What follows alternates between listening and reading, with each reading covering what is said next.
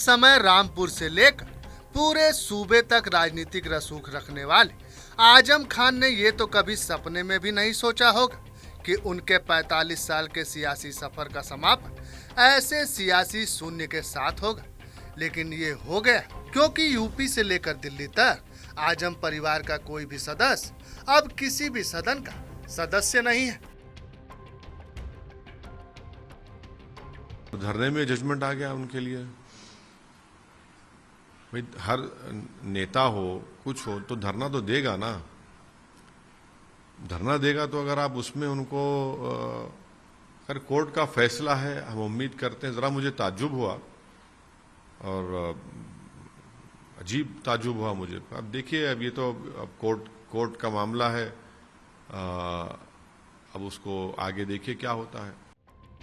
दरअसल hate speech मामले में 3 साल की सजा होने पर विधायकी गंवा चुके आजम खान के बाद अब उनके बेटे अब्दुल्ला आजम की विधायकी भी 2 साल की सजा के बाद समाप्त हो गई। इससे पहले 2017 में भी गलत प्रमाण पत्रों के चलते वो अपनी सदस्यता गंवा चुके हैं। इंसाफ मिला है, न्याय की जीत हुई है और जो लोग समझते थे कि कानून उनके नीचे है, उनको झटका लगा है।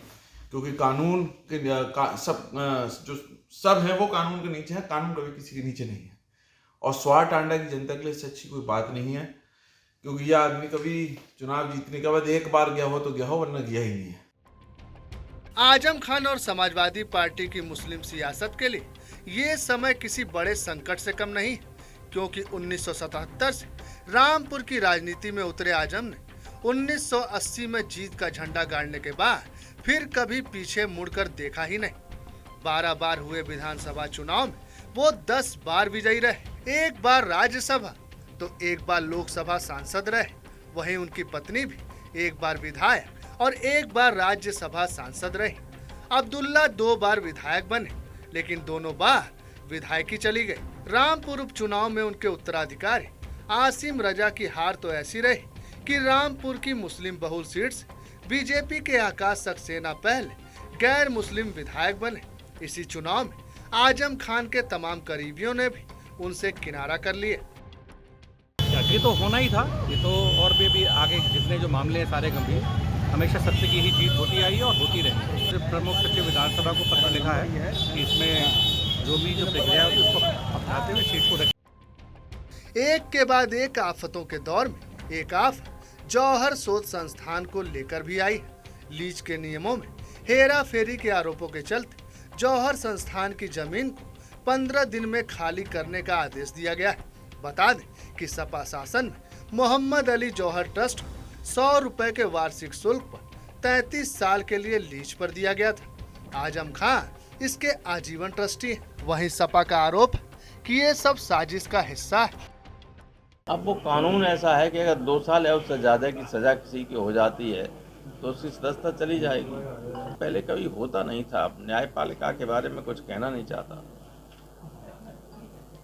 सामान्य बातों पर भी अगर सजा करने लगेंगे तो लोगों का भरोसा नहीं रहेगा फिर। बहरहाल 2017 के बाद से बदले वक्त की बिसात पर एक के बाद एक तमाम मुकदमों के बोझ से लदे हैं आजम।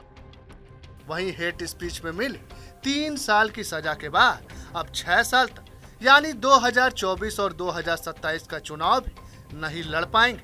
फिर 2031 के चुनाव तक 83 साल के हो जाएंगे। वैसे भी आने वाले समय में राजनीति की हवाओं का रुख कोई नहीं जानता। ऐसे में सवाल यही शोर कर रहा है कि क्या राजनीति में अब आजम खान के युग का अंत हो गया। सवाल ये भी है कि तमाम बड़े मुस्लिम नेताओं पर कानूनी शिकंजे से सपा की मुस्लिम सियासत पर भी संकट के बादल है।